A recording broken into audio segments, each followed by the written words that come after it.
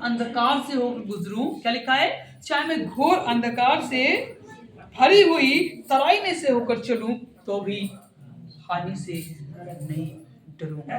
परमेश्वर का वचन कहता है चाहे मैं घोर अंधकार की तराई में से होकर चलूं तो भी हानि से ना डरूंगा, क्योंकि मैं जानता हूं तेरे सोटे तेरे लाठी से मुझे शांति मिलती। मुझे पता है कि परमेश्वर हमें संभाल लेगा। परमेश्वर आपको गोद लिए फिरता है और आपकी चिंता करता है।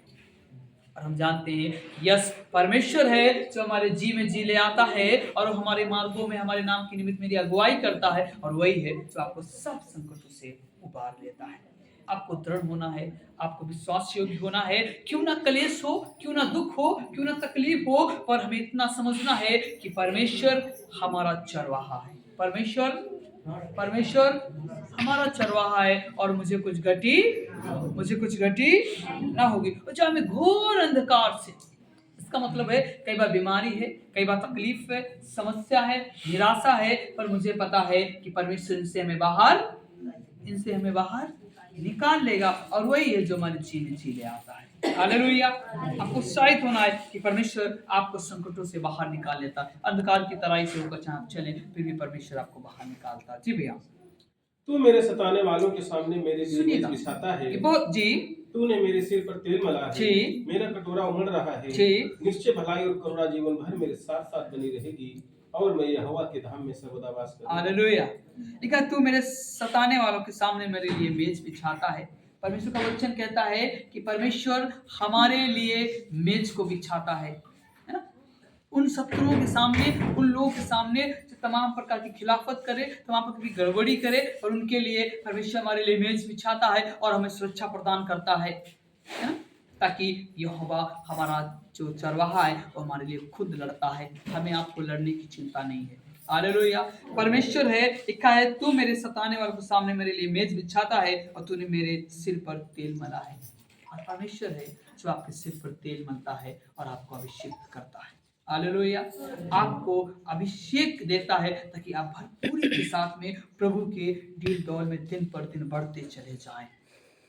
और हमें उत्साहित होना है, हमें निराशा में नहीं जाना है। और लास्ट पद में लिखा है निश्चय भलाई और करुणा जीवन भर मेरे संग बनी रहेगी। हालेलुया। ये इस पूरे इस अध्याय का सार है। लिखा है कि निश्चय भलाई और करुणा जीवन भर मेरे साथ साथ बनी रहेगी और मैं यहोवा के धाम में सर्वदा निवास करूंगा। हालेलुया। ये अद्भुत बात है कि परमेश्वर की जो भलाई है, जो करुणा है, हमारे जीवन में पूरे जीवन में बनी रहेगी और हम उसके निवास स्थान में या हम उसके भवन में जिंदगी भर वास करने पाएंगे।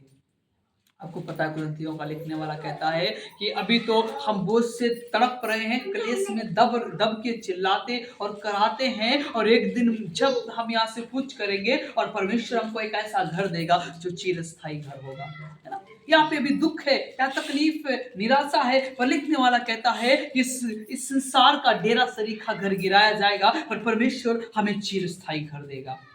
हालेलुया। और जब एक ऐसा घर, एक ऐसी दुनिया जहाँ पे आपको कुछ सताने वाला नहीं होगा, जहाँ पे कोई दुख नहीं होगा, कोई तकलीफ नहीं होगा, वचन लिखा है वहाँ पे आनंद आनंद और आनंद होगा। हालेलुया। मैं आपको उत्साहित करूंगा आज के सुबह, आप अपने आप को निर्बल नहीं समझिए, आप अपने आप को बलशाली समझिए, क्योंकि परमेश्वर ने आपको बलवान बनाया।